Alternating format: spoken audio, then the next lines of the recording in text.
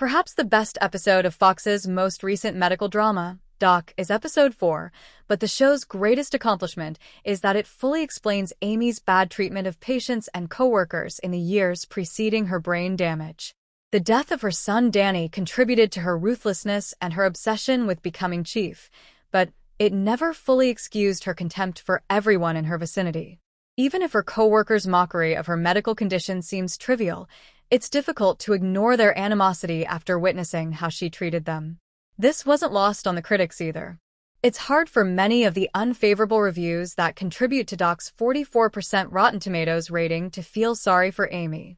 Amy's every interaction is loaded with dramatic irony, but the audience isn't in a good spot knowing that her teenage daughter actually hates her, reads one USA Today review, which notably highlights her familial ties. The show needs to make Amy a more likable character, because Doc's Season 2 renewal is still up in the air. Fortunately, one small step, the 4th episode, has made a huge stride in that direction. The first item Amy discovers is really a video from her daughter Katie's birthday party, even though it appeared that the subplot regarding her emails in Doc episode 3 was going straight to a showdown with Richard.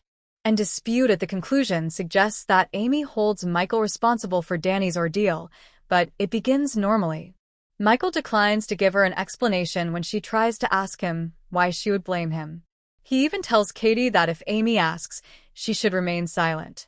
Flashbacks are used throughout the show to provide tidbits of information, but at the conclusion, Michael tells Amy everything.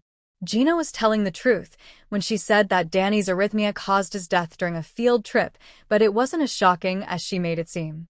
Even though Michael knew Danny had a heart issue, he failed to check his pulse when he got off the bus, even though Danny looked sick.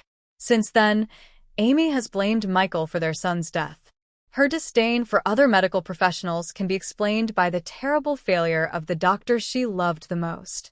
However, another aspect of the narrative provides even more insight into Amy's heartless demeanor. Even though Amy publicly accuses Michael of failing to check Danny's pulse, Doc's episode 4 adds another dimension to the narrative. Although the series portrays Amy's reaction to Danny's murder as a workaholic, Michael was actually only accompanying Danny on his trip because Amy had canceled so she could work on her day off. Because he knows Amy would have checked Danny's pulse, Michael frequently has nightmares and beats himself up, but the sadder implication is that she probably knows too.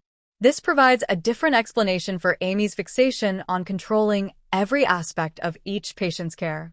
Amy is privately afraid of what can happen to a patient when she is not present, in addition to the fact that another doctor let her down.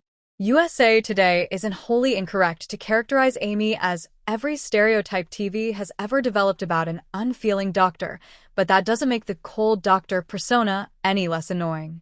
However, understanding its origins helps her to understand why she feels compelled to act in that manner.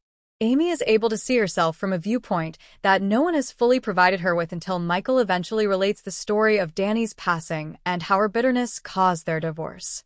This not only results in their reconciliation, but Amy also realizes how her constant drive to be correct harms everyone around her.